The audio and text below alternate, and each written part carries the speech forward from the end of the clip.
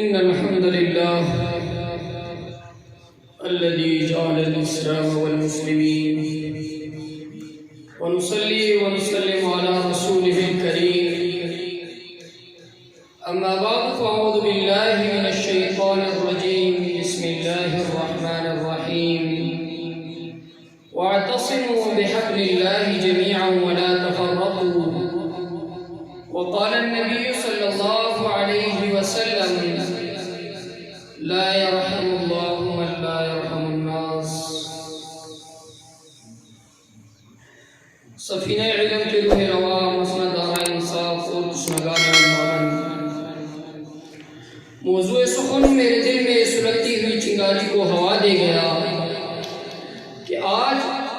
تعلیم امن و اسلام جیسے مقدس عنوان پر خامہ فرسائی کر کے امت مسلمہ کے لیے نشان منظر متعین کرنے کی سعادت نصیب ہو رہی ہے۔ غلامان اسلام، چند ساعتوں کے لیے زمام تخیلات میرے ہاتھوں میں تما دیجئے۔ میں راز سے پردہ ہٹا کر تاریخ کے دو متضاد چہروں کو آئینہ حقیقت کے روبرو کرنا چاہتا ہوں۔ عالی وقار، آج دنیا بھر میں عالمی میڈیا کی الغار، الزامات کی بوچھاڑ، اعتراضات کی بھرمار، بےہودہ خطابات اور الفاظ کی تیز و تند نشتر چبا چبا کر اسلام کی مقدس تعلیمات کو دہشت گردی جیسے ناسور کے ساتھ پیوست کرنے کی ناپاک کوششیں بام عروج تک پہنچ چکی ہے۔ لیکن آج بزم اشرفی کی اس پروقار تقریری مقابلے میں دلائل قاطعہ سے اس بات کو بیاض شمس کی طرح عیاں کر دوں گا کہ تعلیم امن اسلام کا وہ جز لائن تک ہے کہ جس کے بغیر اسلام کی تکمیل ممکن ہی نہیں، کیونکہ اسلام تو وہ مذہب امن ہے جس کی ملاقات کی ابتدا پر السلام علیکم کی وعدے ہے، جس کی دعا پر اللہم انت السلام ومنک السلام امن و سلامتی کا ابر و عزا بن کر برس رہا ہے، جس کی ماہ و سال کی ابتدا اللہم احلہ علینا بالامن والایمان والسلامت والاسلام امن و شانتی کی نوید مسرت بن کر جگمگا رہی ہے، جس کی ترغیب المسلم من سلم المسلمون من لسانہ ویدہ امن و سلامتی کے چشموں سے ایسے لبریز ہے جس سے دوست اور دشمن دونوں یکساں ہی مستفید ہو سکتے ہیں۔ پھر میں کیوں نہ کہوں بدلے گا زمانہ لاکھ مگر اسلام نہ بدلا جائے گا،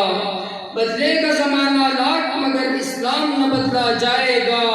یہ قول خدا قول نبی فرمان نہ بدلا جائے گا۔ نہ گھبراؤ مسلمانوں، خدا کی شان باقی ہے، ابھی اسلام زندہ ہے، ابھی قرآن باقی ہے۔ صدر علی وقار، مستحکم دلائل اس بات پر شاہد ہے کہ اسلام ہی وہ مذہب امن ہے جس نے والفتنۃ اشد من القتل فرما کر صرف فساد کی جڑوں کو ٹکڑا ہی نہیں کیا بلکہ قتل اور الزام قتل کی بےخونی کرتے ہوئے انما جزاء الذین یحاربون اللہ ورسولہ جیسے مضبوط گواہی مرتب فرما کر انما المؤمنون اخوۃ کی رعنائی بکھیر کر اخوت اور مساوات کی کلیوں کو امن سے کھلا دیا۔ اسلام ہی وہ مذہب امن ہے جس نے لا تقتلوا اولادکم خشیۃ املاق کا حکم نازل کر کے زندہ تربور ہونے والی بچوں کو حیات جاویدانی کا جام عطا کیا، اور لا تقربوا الزنا کی درے سے عورتوں کی عزتوں کو درندہ صرف انسانوں کے حیوانیت سے معمور و محفوظ فرما لیا۔ جی ہاں، اسلام ہی وہ مذہب امن ہے جس نے انسانی جانوں کا خون ارزان کرنے والوں کو المسلم اخو المسلم کا درس دے کر الفت محبت کی داستان رقم کر کے ان اکرمکم عند اللہ اتقاکم سے لسانی منظم عصبیت کا گلا تما کر دیا۔ ارے اسلام ہی تو مذہب امن ہے جس نے اموالہم اموالنا و دماؤہم دمائنا کے فرمان ذیشان سے اقلیتوں کے حقوق کو ایسا تحفظ فراہم کیا اور امن و علم کا ایسا نایاب نمونہ پیش کیا کہ قبرص کے عیسائی رو رو کر یہ کہنے پر مجبور ہو گئے کہ اتنا امن ہمیں آج تک حاصل نہیں ہوا تھا جتنا کہ اس اسلام کی وجہ سے حاصل ہوا۔ پھر میں کیوں نہ کہوں دیا درس حقوق ابن آدم میرے مذہب نے، دیا درس حقوق ابن آدم میرے مذہب نے، لکھا صفحات ہستی پر یہ کالم میرے مذہب نے۔ سید علی وقار، اس کے برعکس جب ہم نے اسلامی تعلیمات کو پس ڈال دیا